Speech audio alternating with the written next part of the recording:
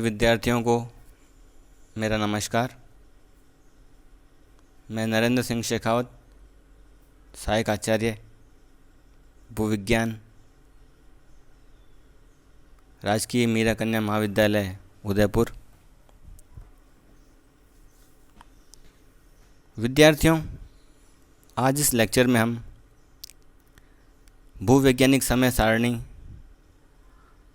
या geological time scale पर चर्चा करेंगे। विद्यार्थियों, जैसे कि पूर्व लेक्चर में आपको मैंने बताया था कि पृथ्वी की आयु 4.6 बिलियन वर्ष है, अर्थात 4 अरब 60 करोड़ वर्ष पृथ्वी की आयु है। इस 4.6 बिलियन वर्ष के इतिहास में या 4 अरब 60 करोड़ वर्ष के इतिहास में चट्टानों का निर्माण कहाँ कहाँ, कब कब व किन किन क्षेत्रों में हुआ, उन सभी चट्टानों का वर्गीकरण एक समयबद्ध कालखंड के हिसाब से इस जियोलॉजिकल टाइम स्केल या भूवैज्ञानिक समय सारणी में करते हैं तथा पूरे भूवैज्ञानिक समय इतिहास को हम इससे समझ सकते हैं। हालांकि पृथ्वी की आयु 4 अरब 60 करोड़ वर्ष आंकी गई है,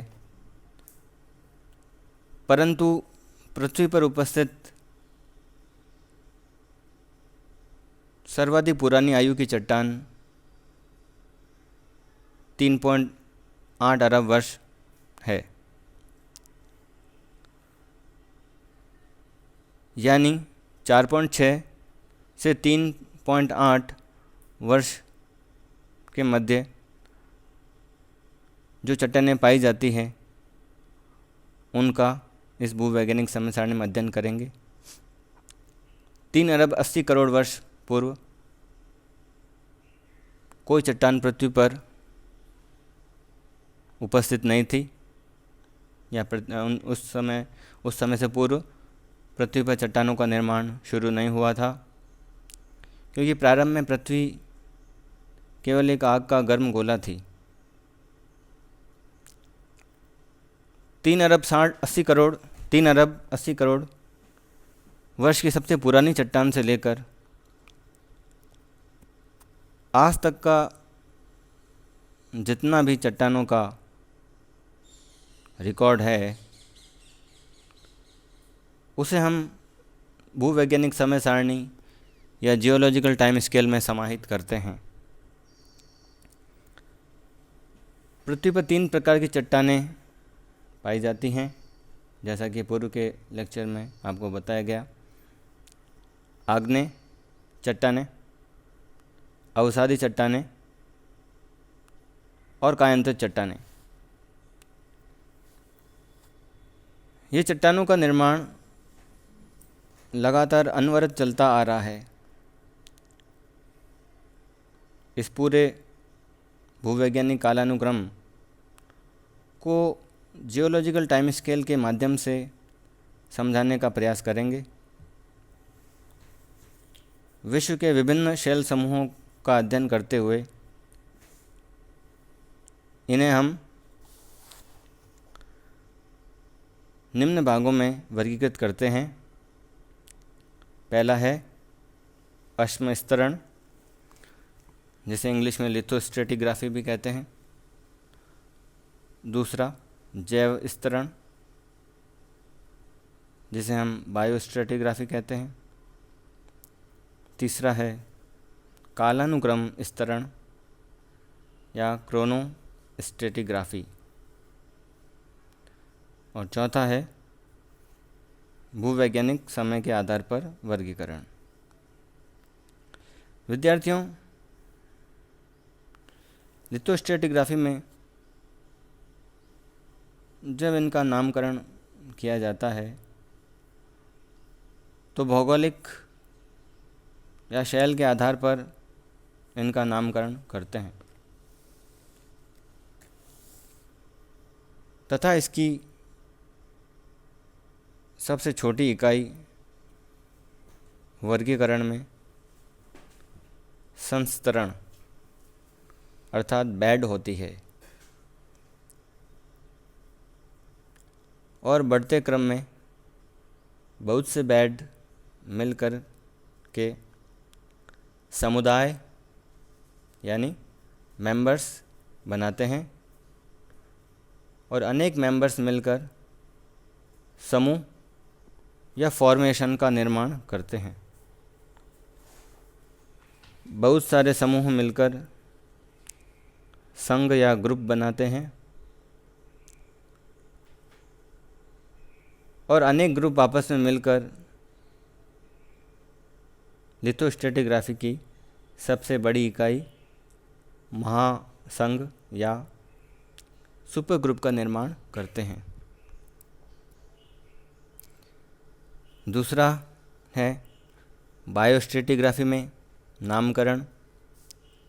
शैल में उपस्थित अश्म या जीवाश्म की जाति और वंश के आधार पर किया जाता है। बेड के समकक्ष बायोस्ट्रेटिग्राफी में सबसे छोटी इकाई जोन्यूल या स्थिति की कहते हैं, स्थिति की होती है। मेंबर्स के समकक्ष इकाई उपकटिबंध या सबजोन कहलाती है।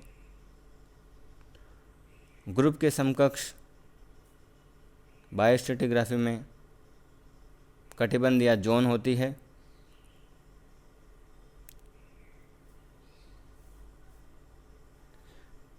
भूवैज्ञानिक समय सारणी तथा क्रोनोस्ट्रेटिग्राफी के आधार पर शैल समूहों का विभाजन दो प्रकार से पैरेलल रूप में किया जाता है। पहला है समय इकाई जिसे हम टाइम यूनिट कहते हैं। दूसरा है और इसके पैरेलल मतलब टाइम यूनिट के पैरेलल दूसरा शैल समूह इकाई या रॉक यूनिट होती है। पहली तो है टाइम यूनिट और दूसरी है रॉक यूनिट।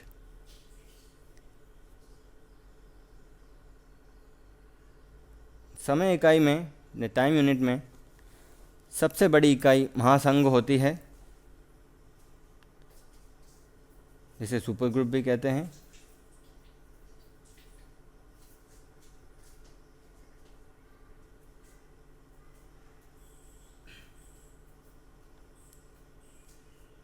जो कि मुख्य रूप से रॉक यूनिट में होती है। इसके समकक्ष यानी सुपर ग्रुप के समकक्ष समय इकाई में जो इकाई है या जो समय है जिसे पूरे कालखंड में इस सुपर ग्रुप का निर्माण होता है, उसे ईरा कहते हैं। यानी कि टाइम यूनिट है ईरा तथा रॉक यूनिट है सुपर ग्रुप। यानी एक सुपर ग्रुप का निर्माण ईरा कालखंड में होता है। ईरा से छोटी इकाई को कल्प या पीरियड कहते हैं। इस कल्प और पीरियड की अवधि में जो शैल समूह इकाई में जो शैल समूह है उसे हम समूह या ग्रुप कहते हैं। यानी टाइम यूनिट होगी पीरियड और रॉक यूनिट होगी ग्रुप। कल्प और पीरियड से छोटी इकाई को युग या इपोक कहते हैं। युग के समकक्ष शैल समूह इकाई में जो रॉक यूनिट होती है उसे हम श्रेणी या सीरीज कहते हैं।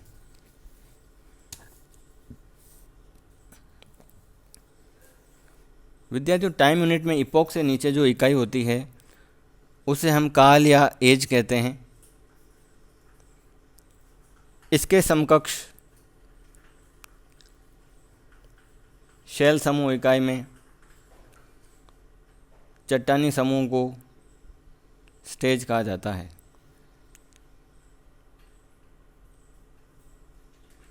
इस प्रकार हम कहें तो टाइम यूनिट में बड़े से छोटे को ईरा, पीरियड, इपोक तथा एज के रूप में वर्गीकृत करते हैं, यानी महाकल्प, कल्प, युग और काल के रूप में वर्गीकरण होता है। और इसके समकक्ष शैल समूह इकाई में बड़े से छोटे की ओर बढ़ते हुए वर्गीकरण की इकाई में महासंघ, संघ या जिसे समूह भी कहते हैं, उसके पश्चात श्रेणी,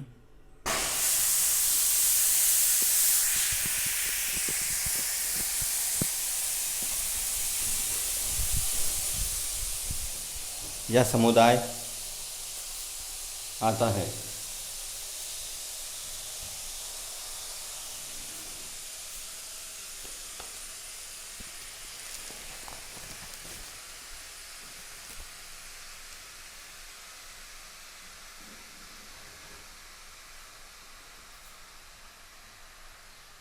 इस प्रकार सुपर ग्रुप, ग्रुप, सीरीज तथा स्टेजेस के रूप में वर्गीकृत करते हैं।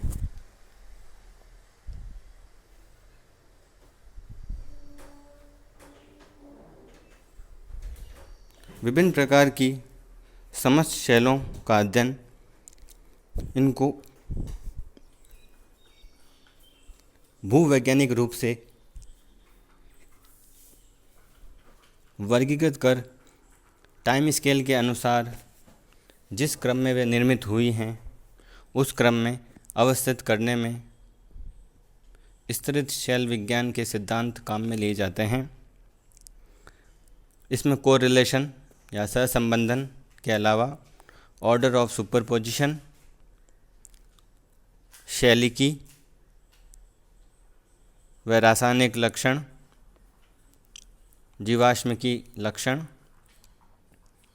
स्तर विन्यास की सततता, विषम विन्यास, कायांतरण की मात्रा, आग्नेय अंतर्वेदों से संबंध, संरचनात्मक एवं विवर्तनिकी विक्षोभ, धातु अवसादों से संबंध तथा रेडियोधर्मिता से आयु निर्धारण इत्यादि प्रमुख कारकों को सम्मिलित किया जाता है। सहसंबंध के सिद्धांत तथा समय इकाइयों व शैल समूह इकाइयों के आधार पर जियोलॉजिकल टाइम स्केल का निर्माण किया गया है। पूरे वैज्ञानिक या भूवैज्ञानिक इतिहास को 4 महाकल्पों में बांटा गया है। महाकल्प की आयु करोड़ों वर्षों में आंकी गई है। महाकल्प विद्यार्थियों 4 होते हैं। सबसे पुराना महाकल्प प्री कैम्ब्रियन ईरा है। उसके पश्चात पेलियोजोइक ईरा या पुराजोइक ईरा आता है। उससे ऊपर मीसोजोइक या मध्यजीवी ईरा जो कि पुराजीवी से नवीन है, तथा सबसे नवीनतम ईरा सीनोजोइक या नूतन जीवी महाकल्प है। विद्यार्थियों, आज हमने महाकल्प तक का फ्रेमवर्क आपको समझाने का प्रयास किया है। नेक्स्ट लेक्चर में हम महाकल्प से आगे भूवैज्ञानिक समय सारणी के बारे में पढ़ेंगे। धन्यवाद।